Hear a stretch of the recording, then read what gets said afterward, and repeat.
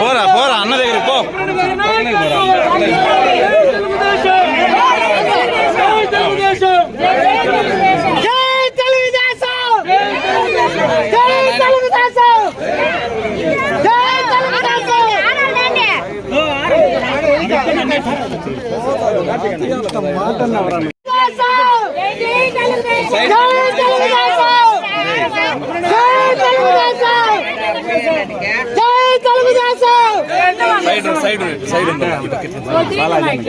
స్లోగా స్లోగా మా స్లోగా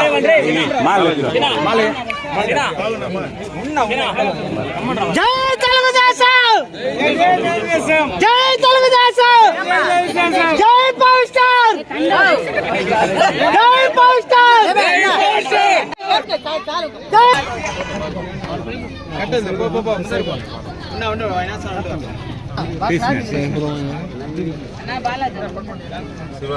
జై తెలుగుదేశం, జై తెలుగుదేశం, జై పవర్ స్టార్.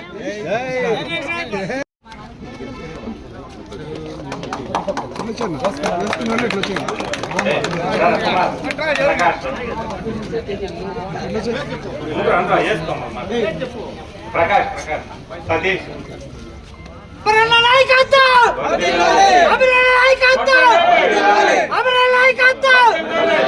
కుమార్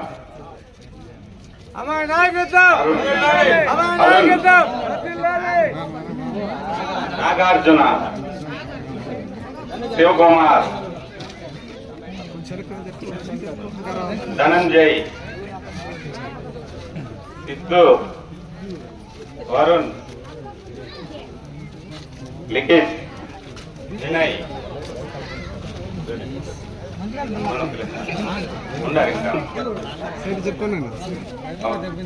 సుబ్రహ్మణ్యం గంగాధర్ మోహన్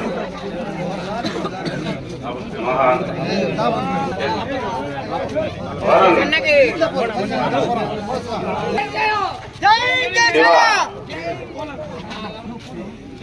ఉదయ్ కుమార్ కలిసి రారా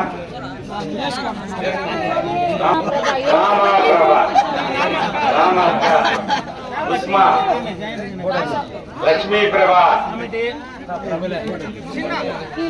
ఉస్మా గిరిజా గిరిజా గిరిజా రాక కృష్ణక కామాక్షక్క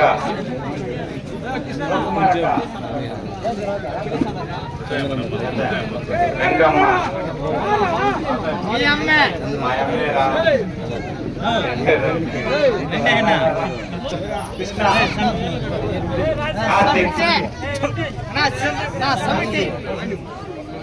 చిన్న చిన్న చిన్న చిన్న చిన్న చిన్న అమరన్న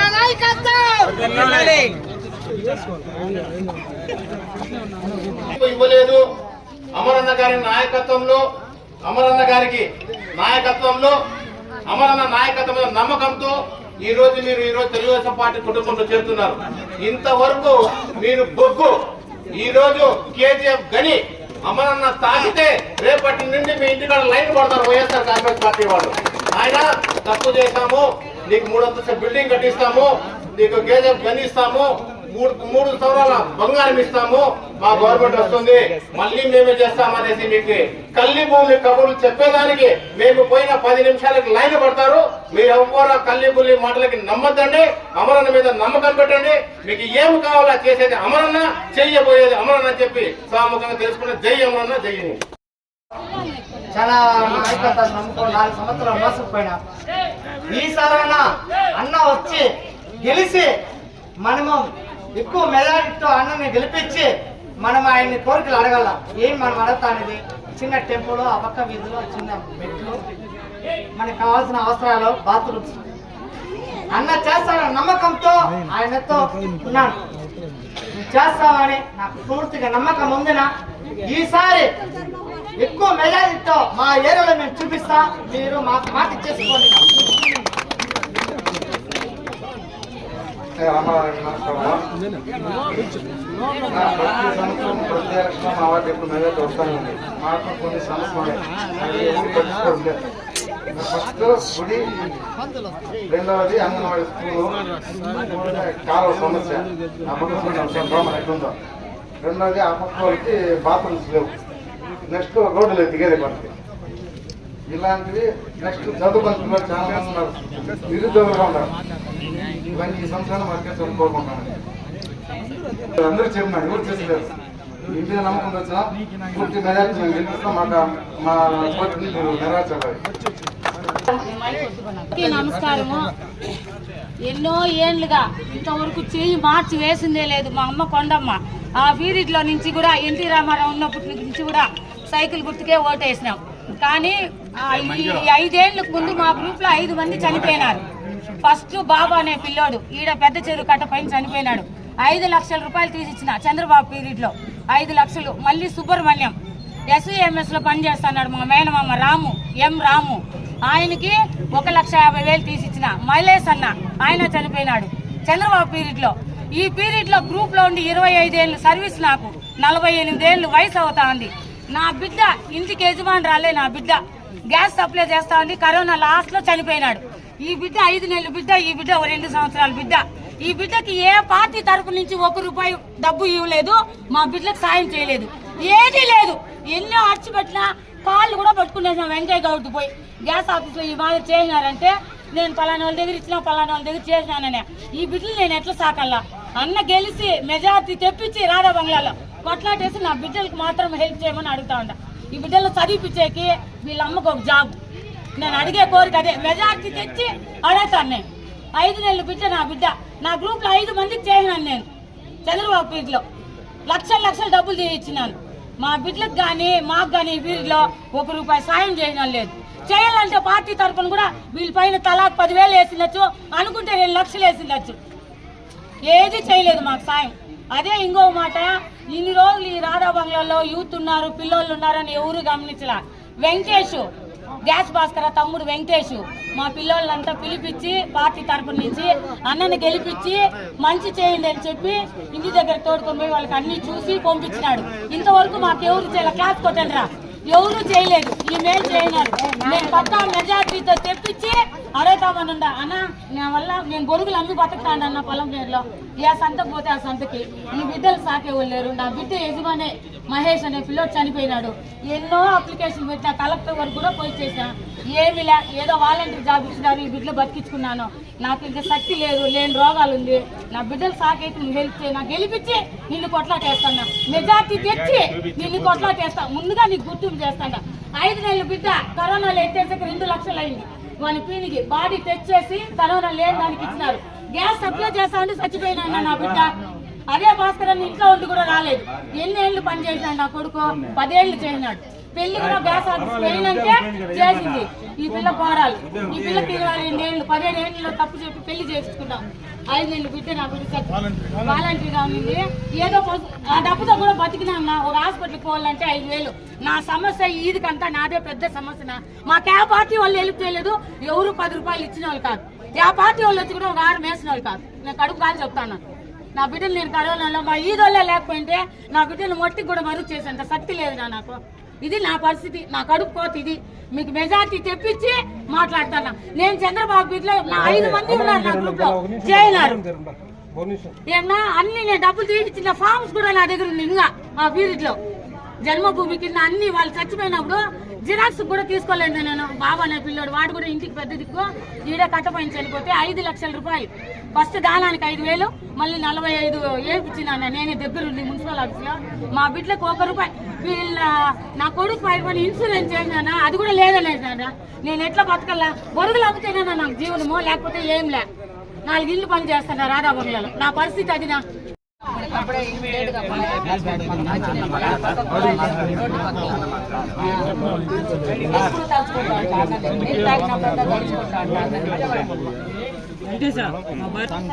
వయసేమో కొంచెం తక్కువ, వయసేమో తక్కువ. ఈ రోజు 4,000 హాస్పిటల్ తిరుపతిలో నుంచి ఆ కాగితం తెచ్చి మొన్న తెచ్చి ఇచ్చినాను. మన హరిగోపాల్ సార్ తెచ్చి మొన్న తెచ్చి ఇచ్చినాను. లాయర్ చేత తెచ్చి మొన్న తెచ్చి ఏంటి 2-3 పెన్షన్లు అట్లా నిలిపోయినా ఒకటి నా పాత్రం అయిపోయింది డేవిడ్ అని చనిపోయి ఆయనకి హార్ట్ చేసింది ఆమె కదా ఆయనకి ఇంటి వరకు ఒక చిన్న సాయం లేదు. ఎన్ని అప్లికేషన్లు పెట్టినా వాపస్ నడిచేదానికి కాళ్ళు అది 16వ వార్డులో చాలా మంది తెలుగుదేశం పార్టీలోకి రావడం, చాలా కుటుంబాలు దాదాపు 50 కుటుంబాల పైన తెలుగుదేశం పార్టీలోకి రావడం, వాళ్ళందరినీ కూడా మనస్ఫూర్తిగా తెలుగుదేశం పార్టీలోకి ఆహ్వానిస్తున్నా. ఈ ప్రభుత్వం వచ్చిన తర్వాత పూర్తిగా మున్సిపాలిటీ పరిధిలో అభివృద్ధి అనేది లేకుండా పోయింది. గతంలో చేసిన కార్యక్రమాలే కానీ కొత్తగా ఏ కార్యక్రమాలు చేయాల. ప్రధానంగా పేదలకు ఉండేటువంటి పెన్షన్లన్నీ కూడా తీసేశారు.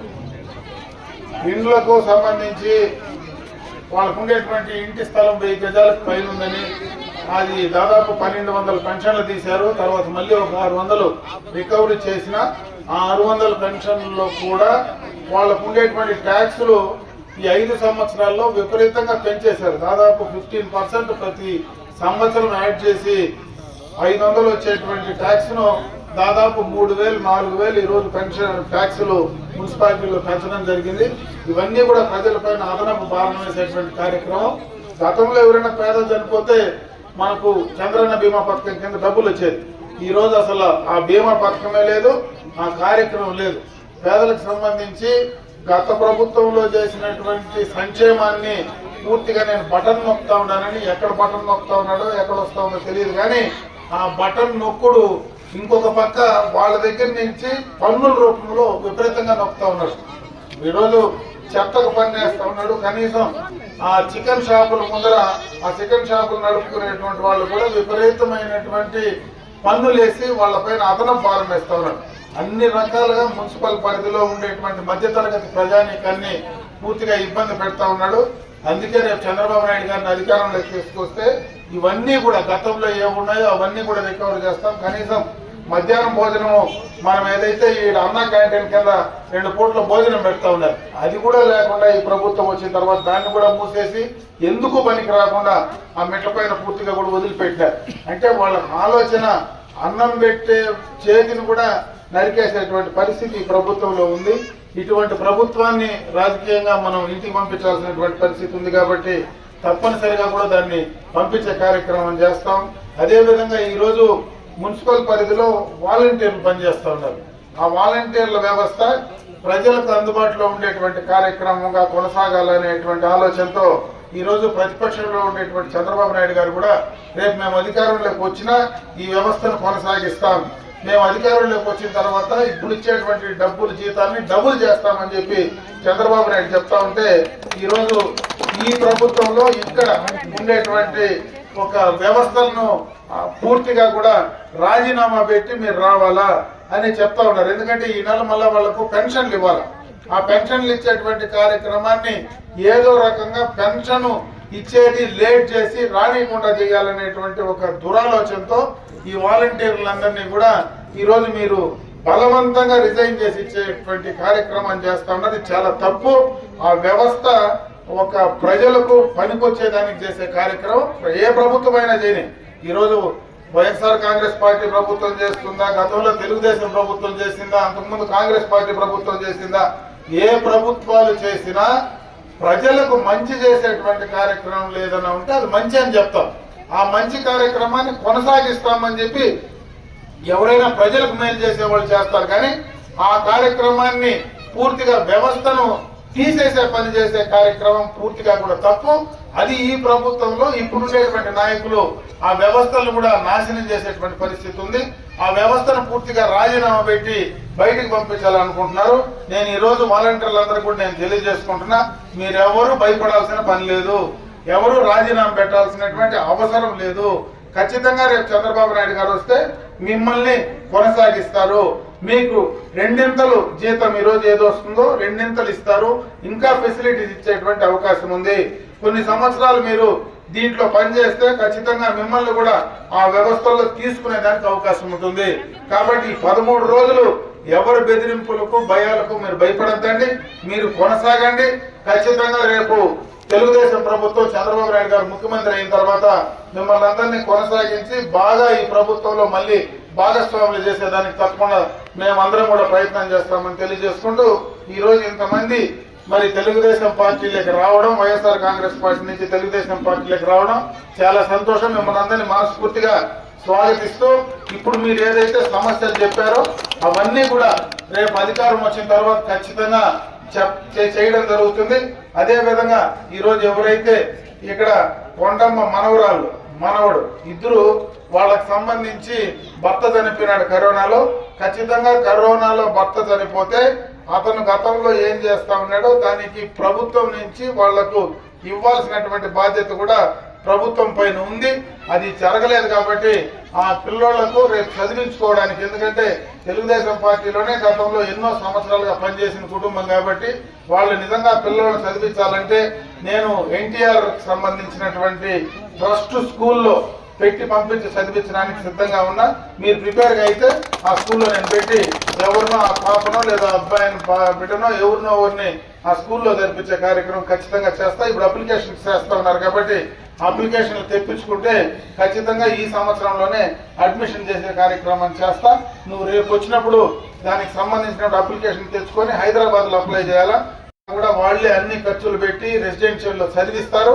మళ్ళా కాలేజీకి పోవాలంటే కూడా వాళ్లే ఆ కాలేజీకి సంబంధించిన ఫీజులన్నీ కూడా కట్టి చదివిస్తారు. ఎంతో మందిని చదివించినటువంటి ఇన్స్టిట్యూషన్ అది.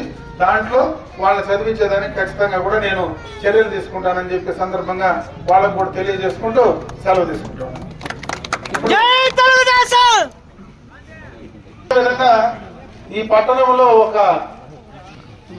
ఎక్కడైనా తెలుగుదేశం పార్టీలో చేరినోళ్ళు లేదంటే ఏ పార్టీకి సంబంధం లేకుండా ఉంటే డైరెక్ట్ గా పోయేది వాళ్ళ మెడలో కండు వేసేసేది, ఒక ఫోటో తీసేసేది, ఫోటో వైరల్ చేసేది.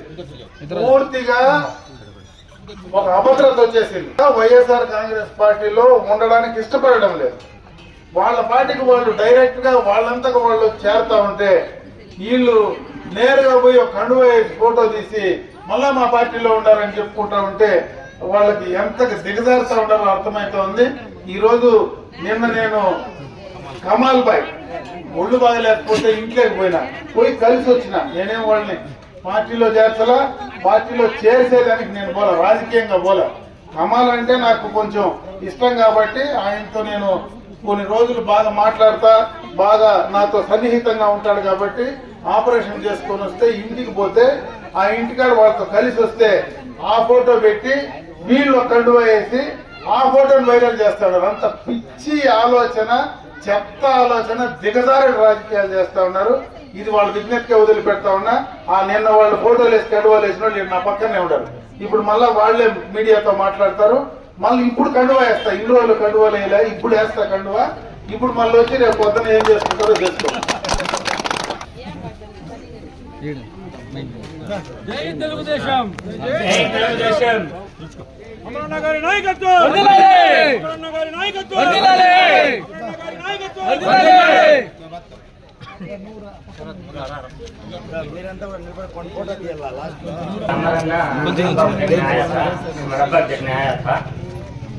आपको हमारे दोस्त हम भी अमरनाथ ने मिलने भी आए थे, बहुत जिन्हें आए थे ठाकुर, हम अब्बा से मिलने आए थे। मिलने को बाहर आते हैं ना तो पूरा होगा चले गए। उसके बाद आज వైఎస్ఆర్ कांग्रेस वाले शर्म नहीं सका क्या जुल्म से बुला को कन्वा दल को नहीं भाई मैं टीडीपी को तो भी उन्होंने माने नहीं सका कन्वा दल को नहीं तो हमारा पार्टी तो हमारा पार्टी में छो करो जुल्म से बोला जाती है। जरा तो भी जरा शर्म करो हमारे गली वाले, जरा भी शर्म नहीं सका करो ना को क्या भी जरा तुमने शर्म आता है फिर भी तुम्हें बोल लेते नहीं है। कई पैसा कहते हैं मालूम नहीं जुल्म करो ना को किसके ऊपर भी क्या हमारे जैसे के ऊपर करो, दम है तो हमारे जैसे के ऊपर करो दम, फिर देख लेंगे कौन आता है कौन सा हमारा बेटा आता मैं भी देख लेता हूँ।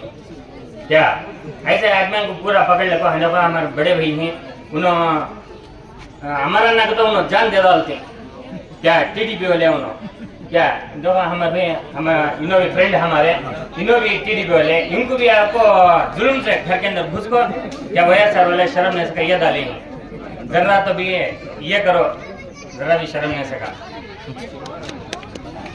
మా ఇంట్లో తరతరాల నుంచి టీడీపీని మేము ఎప్పుడు కోరుకుంటున్నాము. వీళ్ళు ఇవాళ పొద్దున నేను బెంగళూరు నుంచి బస్ దిగాను, వెంటనే ఇంటికి వచ్చి మా ఫ్రెండ్స్ అందరూ వాళ్ళ ఫ్రెండ్స్ అందరూ కలిపి కండవ వేసి మనల్ని మీరు మా పార్టీలో చేరిపోయినారు, మేము సమాధానం చెప్పాల్సిన ఇవ్వడం లేదు, మా టైము మీరు చేరిపోయారని చెప్పి ఫోటో తీసుకెళ్లి మేము పేపర్లో వేస్తాము, ఫేస్బుక్ లో పెట్టి మీరు మా పార్టీకి చేరిపోయారని చెప్పి మమ్మల్ని బలవంతంగా ఈ మాదిరిగా ప్రచారం చేస్తున్నారు. వాళ్ళతో ఈరోజు ఎమ్మెల్యే గారి పర్యటనలో భాగంగా చాలా మందికి వాళ్ళు బలవంతంగా తీసుకెళ్లి కండువా వేయటం ఏమీ పద్ధతి కాలేదు. ఏదన్నా ఉంటే కనుక మీరు దయచేసి మీరు వచ్చి వాళ్ళు ఒప్పుకున్నప్పుడు కండువా లేదు, కానీ మీరు అనవసరంగా పిలిపించి ఆయన ఎమ్మెల్యే గారు వస్తున్నారని చెప్పి ముందుగా 10 మంది పరిగెత్తుకొని వచ్చి వీళ్ళంతా వచ్చి ఇలా చేయటము ఇప్పటి వరకు ఏ సంస్కృతిలో లేదు. మేమంతా కూడా ఇష్టపూర్వకంగా పార్టీ మారి వచ్చాం, కానీ ఒకరిపైన ప్రోద్బలంతో పార్టీ మారి రాలేదు. అదేవిధంగా ఈరోజు ఇలా చేయటం వల్ల పార్టీలకి ఉన్న నమ్మకం పోతుంది. ఎవరికి కానీ మీరు ఇలాంటి చర్యలు ఈ మీద చేయరని, అందుకే ఈ విధంగా మళ్ళీ అమరావతి దగ్గర మేము కండువాలు వేయించాం. వీళ్ళు తిరిగిన చోటంతా నేను కండువాలు వేసే పని అయిపోతాను. నేను శాసనసభ్యుడు పోతే ఊర్లోకి వీళ్ళు పోయి కలబెట్లు పరిగెత్తా నా దగ్గరకు వచ్చి చేసుకోను. మొత్తం ఏంటే కాదు, నియోజకవర్గం అంతా యాడికి ఇంట్లోకి పోతే ఆ ఇంట్లో కూడా పరిగెత్తా నా దగ్గరికి వచ్చి నా దగ్గర వేపించుకుంటా ఉన్నారు. అంటే ఇది చూస్తే అర్థమవుతుంది ఎట్లుందో పరిస్థితి. పోయి ఎవరన్నా వాళ్ళ పార్టీలో ఉంటే వేసుకోవాలి. మొత్తం వైసీపీ వాళ్ళు వచ్చే ముందు నీకు వాళ్ళ కోట్లు వేసిన వాళ్ళంతా ఇప్పుడు నా దగ్గరికి వచ్చినాయి వేసుకుంటా ఉన్నారు. మళ్ళీ నా దగ్గరికి పోయి వేసుకుంటామంటే వాళ్ళ అటు నుంచి పక్కింటి వాళ్ళు కూడా పరిగెత్తా వచ్చి వేసుకునే పరిస్థితికి వస్తాం. కాబట్టి ఇప్పటికైనా ఈ కండువాలు వేసే కార్యక్రమాన్ని, మేమేసిన కండువాలు వేసే కార్యక్రమాన్ని మానుకుంటే ఇంకొంచెం మంది మిగులుతాడు. మళ్ళా ఇదే పని చేస్తే క్లీన్ గా శుద్ధం సమితి సున్న కొట్టుకోవాల్సి వస్తుంది. ఈసారి డిపాజిట్ కూడా రాదు. హలో, ఈ రోజు ఈ ప్రోగ్రాము ఇంత సక్సెస్ అవ్వడానికి ముఖ్య కారణము సరస్వతి గారు రూపేశన్న, మాజీ గంగంగుడి డైరెక్టర్ చైర్మన్, ఆయన ఆధ్వర్యంలో ఇంతమంది ఈ రోజు ఈ ప్రోగ్రాము చేసినాము.